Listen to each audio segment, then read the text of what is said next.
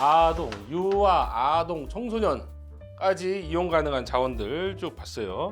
그 다음에 이렇게 제가 만들어 놨었는데 요거는 또 제가 뭐 화면에서 한 번씩 띄우기도 할게요. 그러면 성인 전환기에 이용 가능한 자원들 뭐가 있냐, 요거는 영역별로 한 4가지 영역으로 보면 좋을 것 같아요. 그래서 교육, 일단 보호 하나 해놓고 직업, 직업, 여가 정도, 교육, 여가, 보호, 직업, 이렇게 이용 가능한 시설들 쭉 있겠죠. 여가를 먼저 썼으니까 여가 먼저 볼까요? 여가 생활을 할 수 있는 데가 어디 있냐? 일단 복지관 있겠죠. 장애인 복지관들 여가 생활 이용할 수 있겠죠. 또 각 단체, 장애인 단체들, 협회 단체 뭐 이런 것들 여가 생활 또 뭐 있을까요? 종교 생활도 여가 생활이죠. 종교기관들 또 여가 생활, 선생님 좋아하는 거, 체육시설들, 체육시설, 요렇게가 여가 생활에 우리가 이용할 수 있겠다, 이 정도 되고요. 체육시설 잘 이용하면 그 체육으로 취업도 나가죠. 체육으로 취업도 나가요. 장애인들을 의무 고용해야 되는 회사들이 있잖아요. 고용인은 50인 이상인가? 장애인 의무 고용을 한단 말이에요. 그 의무 고용을 안 하는 대신에 장애인을 고용한 거하고 똑같이 하겠다 하는 게 연계 고용 제도라고 있어요. 그 연계 고용 제도를 통해서 체육시설 여가생활 즐기다가 직업생활까지 가는 친구들도, 그다음에 성인기 발달장애인들이 교육에서 이용 가능한 자원들은 뭐가 있을까요? 교육,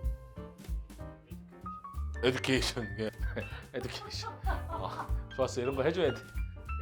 일단 기본적으로 대학교에 진학할 수 있겠죠. 발달장애인 있는데 대학교 갈 수 있나요? 장애가 있어도 대학교 갈 수 있죠. 발가락 긋지 말라고 그랬죠. 발가락 긋지 말라고 그랬죠. 발가락 좀 긋지. 발목이요, 발목. 정적 발목. 뭐 얘기하다 거기까지 갔네. 평생 학습. 평생 학습. 그래서 우리도 하고 있죠. 평생 학습. 뭘 하고 있는 학습, 교육 시설 이런 거 많죠. 시민대학, 거기에 평생 학습 시설이잖아요. 거기에 다닐 수도 있고, 성인 전환기 이후에는 장애인 복지관 안에도 장애인 무슨 대학 뭐 이렇게 만들어진, 그리고 또 하나 있는 거는 이제 학원이겠죠. 하설 학원들. 근데 뭐 여기까지는 뭐 아마 그렇다고. 자, 교육은 이렇게 이용할 수 있는 것들이 있었고요. 보호는 그러면 성인기 이후에 보호는 학교에서 졸업했으니까 그렇죠. 주간보호센터가 있을 테고. 그다음에 또 뭐가 있을까요? 여기서 이제 주간보호 말고 주간 활동 서비스. 주간보호 말고 주간활동 서비스. 주간활동 서비스도 매일 가긴 하는데 이건 바우처로 생성되죠. 바우처. 중증인 친구들은 1대1 맞춤 활동 서비스하고, 다대1이면 2명이나 3명 또 묶어서 그룹 활동을 하더라고요. 그다음에 발달장애인 긴급돌봄 있죠? 그대로 새로 하나 나오는 게 있어요. 이게 아이 때는 이용을 못하고 최중증 발달장애인 통합 돌봄, 중증 발달장애인이기 때문에 24시간 돌봄도 있고, 그 다음에 1대1 맞춤형 돌봄도 있고, 그룹형도 있을 거야 아마. 보호 영역에서 쓸 수 있는 우리 지역사회 자원들이 되겠고, 직업은 좀 지우고 좀 써야 될 것 같아. 직업, 학교에서 마지막에 전공과에서 직업 교육을 시켜서 바깥으로 나오면 이 위계가 있단 말이에요. 이때부터는 전이하는 과정들로 위계가 좀 있다. 중증장애인 같은 경우에는 중증장애인 직업정훈훈련센터라는 곳이 있어요. 직업을 적응하는 걸 훈련하는. 여기보다 조금 더 기능이 좀 좋다, 또는 여기서 전이 된다 하면 이제 장애인 보호 작업장. 장애인 보호 작업장은 교육적 기능이 더 강하죠. 보호 작업장 하니까 보호 교육 기능이 더 강하단 말이에요. 여기서 교육해서 일반 취업 시장으로 가겠다, 이렇게 하는 거죠. 그다음에 우리가 운영하고 있는 사회적 기업에도 오고 이러는 거죠. 최저임금을 적용하는 사업장, 표준 사업장이라고 있어요. 표준 사업장.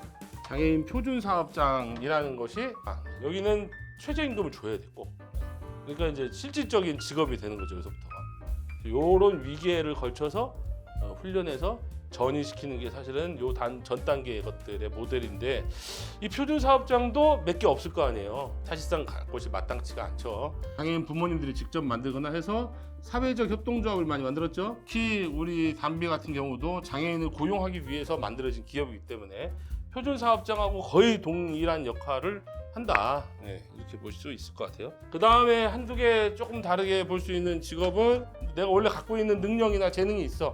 노래를 잘한 합창단 같은 걸 해가지고 노래를 잘하거나 악기를 다룰 수 있어. 막 플룻, 바이올린 막 이런 거. 이런 경우도 있어요. 장애인 인식 개선 강사로 가. 장애인 인식 개선 교육은 의무 교육이잖아요. 직장 4대 의무 교육인가 5대 의무 교육인가 있죠. 그 중에 장애인 인식 개선이 반드시 들어간단 말이에요. 예, 그래서 장애인 인식 개선 강사 양성을 엄청 많이 했는데 발달 장애인 당사자가 와서 플룻 같은 거 쫙 아니면 바이올린 같은 거 딱 하거나 노래를 딱 해. 그러면 아이들이나 근로자들도 장애인 인식 개선에 효과가 더 있을 수도 있다. 그게 인정되잖아요. 예, 직업으로서 인식 개선 강사가 되는 경우도 있고, 아까 얘기한 것처럼 체육재활시설 이런 데서 여가 생활을 즐기다가 실제로 실업팀의 선수가 될 수도. 실업팀 선수. 그 다음에 그냥 예술가가 되는 경우도 있겠죠. 예술가도 연계 고용을 통해서 예술가가 되는 경우도. 성인기 이용 가능한 지역 자원들도 알아봤습니다. 마지막으로 우리가 장애인 거주시설 유형 특징 이런 거 한번 알아봅시다. 장애인 거주시설, 거주시설의 느낌이 어때요? 센터하고 느낌이 어때요? 하니까 거주시설은 오래 거기서 생활하는 거예요. 그러니까 거주시설은 생활시설로 아는 분들도 많이 있어요. 생활시설 있고, 그 다음에 이거보다 규모가 작은 거 뭐가 있을까요? 주간? 그건 이용시설. 긴급도면도 이용시설. 주간에 우리가 쉽게 이용하느냐 아니면 거기서 생활하느냐에 따라 틀릴 텐데, 이거는 생활하잖아요. 그러니까 거주, 집이 된단 말이에요. 집.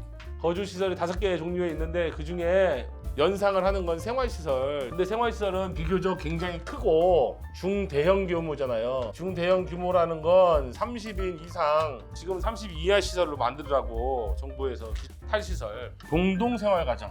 영말로 하면 뭐예요? 그걸 지금 하우스 뭐 이렇게 했을 건데, 공동생활가정, 그룹홈, 청소년 그룹홈도 있고, 노인 그룹홈도 있고, 장애인 그룹홈도 있죠. 그룹홈이라는 건 지역사회 내에서 케어하겠다. 이거. 생활시설은 아무래도 큰 규모의 시설에 들어서야 되니까 이 도시 내에 들어오기가 어렵죠. 생활시설은 집처럼 느껴지진 않아. 좀 가정 같은 게 필요해. 되게 이거는 규모가 작죠.